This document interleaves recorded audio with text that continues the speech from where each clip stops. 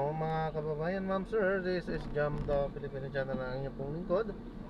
So today is December 13, 2025 at tayo ngayon napupunta na dyan yan sa may Dabilagio Tower, Bilagio Tower sa may Forbes Town Road, BGC po ito, Fort Bonifacio Taguig, at dadalhin po natin sa may Nissan Mantrade, Pasong Tamo,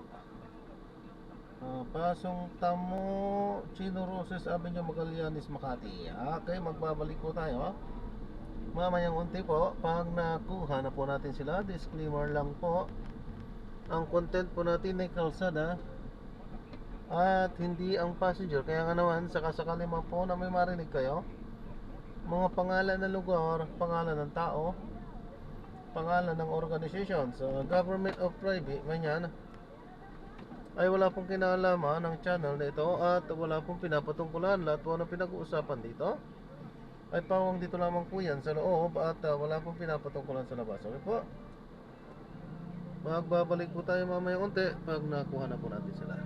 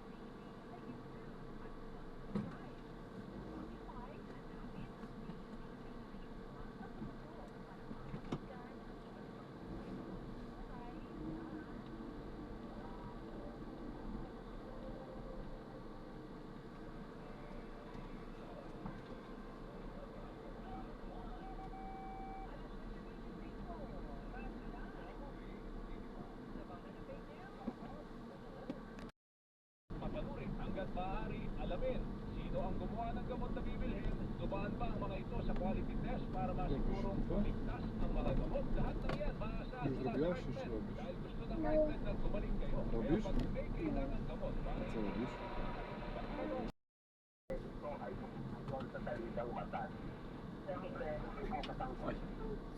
PDP Professor Danilo Araw, convener ng Kontrataya. Samantala, Pamela Adriano, mga kapuso, sisimula na ngayong araw ang bicameral conference committee hearing para po yan sa panukalang 2026 national budget. Ayon kay Senador Sherwin Gatchalian, Chairman ng Senate Committee on Finance, magpo-convene ang BICAM mamayang alas 2 na kapon sa Philippine International Convention Center o PICC sa Pasay City. Mabay sa napagkasundo ng Senado at Kamara, idaraos ang BICAM meetings hanggang sa araw ng linggo at maaaring hanggang Lunes kung kinakailangan. Matatandaan din ang kapwa pinagtibay ng Senado at Kamara ang resolusyon para sa Open BICAM para sa reforma at transparency sa pagsasapinal ng panukalang pambansang pondo. Inabsuwento ng Sandigan Bayan 3rd Division si dating Quezon City Mayor Herbert Bautista sa kaso kaugnay ito sa pagpirma sa disbursement voucher, kaya naaprubahan ang pagbabayad ng 25.34 million pesos na sa sickness benefit kahit na hindi natupad ang nasa kontrata. Dapat ay may net metering sa Meralco ang ikinabig na solar power sa Quezon City Civic Center. Sa desisyon ng Sandigan Bayan 3rd Division, Thank you sir, God bless po. beyond reasonable doubt si Bautista sa paglabas sa Ayan, so na-drop na natin sila. So maraming salamat po sa panonood. ang kapwa-akusado niyan si Aldrin Cunha. Hanggang sa muli, City Administrator ng ingat po at God bless. Paalam po muna, pasamantala tayo gagawa na ng ibang video sa ating susunod na mission. Paalam po.